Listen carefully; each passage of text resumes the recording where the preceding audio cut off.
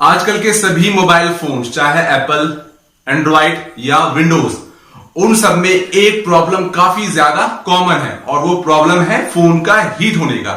क्या आपके फोन में भी कुछ इस तरह का प्रॉब्लम है?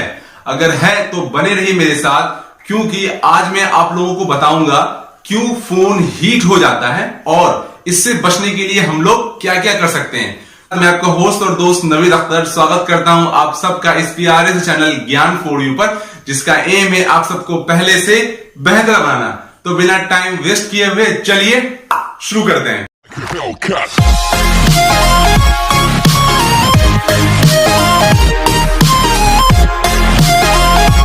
एक बात मैं आप लोगों को बता दूं, जितने सारे मशीन है या इलेक्ट्रॉनिक गैजेट्स हैं वो सबके सब गर्म होते हैं। एग्जाम्पल के लिए कंप्यूटर, वो भी गर्म हो जाती है और उसकी गर्मी को कम करने के लिए उस पर फैन लगा होता है।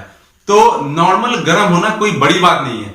बड़ी बात यह है कि ज्यादा गर्म होने के कारण क्या क्या है और इससे बचने के लिए हम लोग क्या क्या कर सकते हैं। तो चलिए सबसे पहले हम लोग समझते हैं इसके कारण को, फिर हम लोग समझेंगे इससे बचने के लिए क्या क्या कर सकते हैं। तो आपके फोन के गर्म होने के कारण को समझने के लिए एक चीज समझना जरूरी है, जो कि है प्रोसेसर।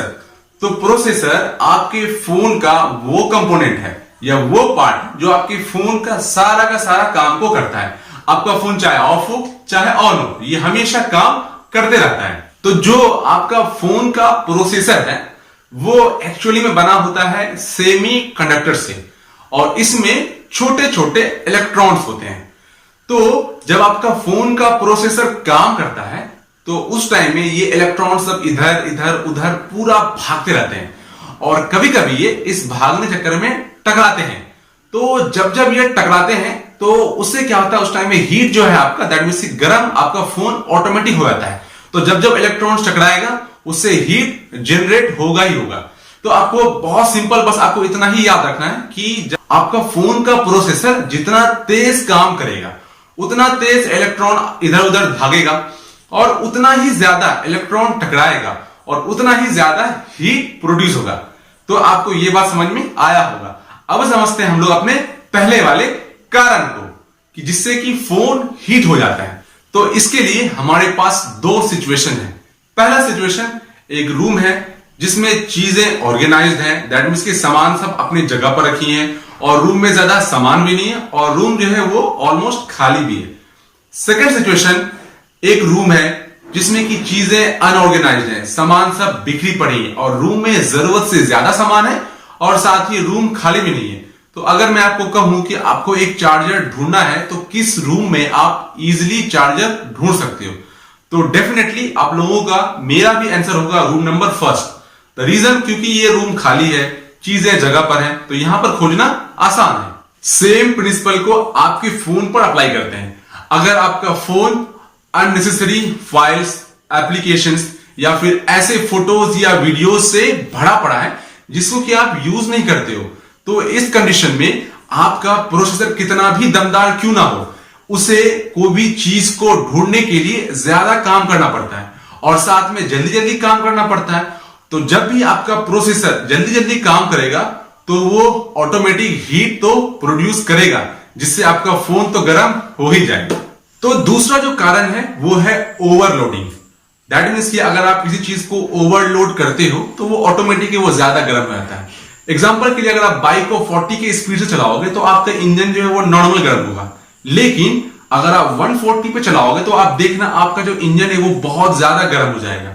तो उसी तरीके से जो आपका प्रोसेसर है, अगर वो नॉर्मल टास्क करेगा, नॉर्मल टास्क मींस कि चलो ठीक है आप किसी से फोन पे बात कर रहे हो या फिर आप मैसेजिंग कर रहे हो, तो इस तरह के केसेस में आपका जो प्रोसेसर है उसको उतना ज्यादा काम नहीं करना पड़ता है, जिसकी वजह से वो नॉर्मल बिहेव करता है और आपका फोन को उतना ज्यादा हीट नहीं करता है। हाँ, लेकिन अगर आप मल्टीटास्क कर रहे हो, दैट मींस कि आप फोन में गेम भी खेल रहे हो, साथ में आप डाउनलोडिंग भी कर रहे हो और साथ में आप व्हाट्सएप यूज कर रहे हो, तो इन केसेस में आपका प्रोसेसर को ज्यादा से ज्यादा काम करना पड़ता है और साथ में वो जितने सारे काम है उसको वो जल्दी करेगा। तो आपका प्रोसेसर जितना जल्दी काम करेगा वो ऑटोमेटिकली वो हीट तो होगा ही। एक और पॉइंट जो एक्सप्लेन करता है आपका फोन हीटिंग को, वो है वीक सिग्नल।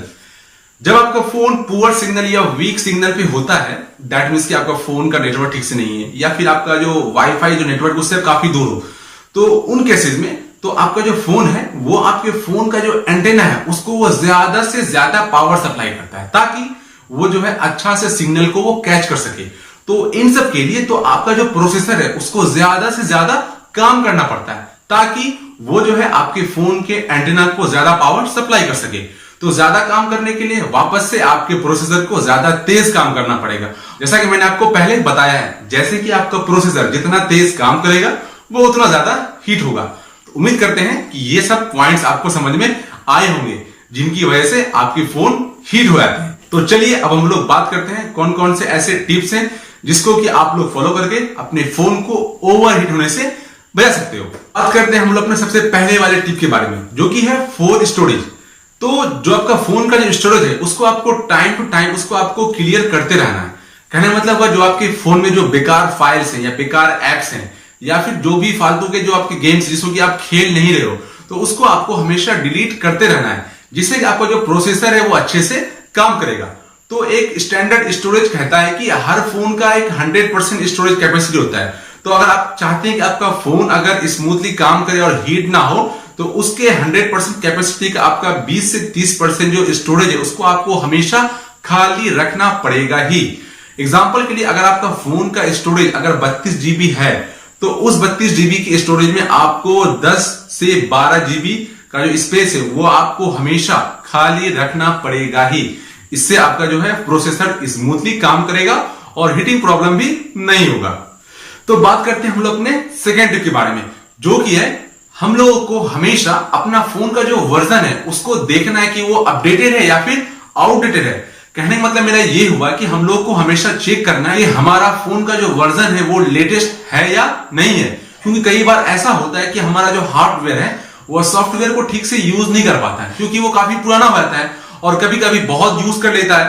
तो हम लोगों को हमेशा इस बात का ध्यान रखना है कि जो मेरा फोन का जो वर्जन है वो हमेशा अपडेटेड हो, जिससे मेरा प्रोसेसर जो है वो काफी अच्छे से यूज हो सके और वो स्मूथली रन कर सके। तो बात करते हैं हम लोग अपने लास्ट टिप के बारे में। तो हम लोग को हमेशा ये चेक करते रहना है कि बैकग्राउंड में कोई ऐप तो नहीं है, क्योंकि कई बार ऐसा होता है कि बहुत सारे हेवी एप्स या बहुत सारे ऐसे गेम जो कि बैकग्राउंड में आकर भी वो प्रोसेसर को यूज करते हैं, जिससे हम लोग का प्रोसेसर वापस से वही लेवल पे काम करता है और वापस से वो फोन को वो हीट करता है। तो आपको हमेशा ध्यान रखना है कि आपके बैकग्राउंड में कोई भी एप्स ना हो जो कि आपके प्रोसेसर को यूज करे। तो ये सब आपके बेसिकली पॉइंट्स रहे जिसको कि आप फॉलो करके अपने फोन को ओवरहीट होने से बचा सकते हैं।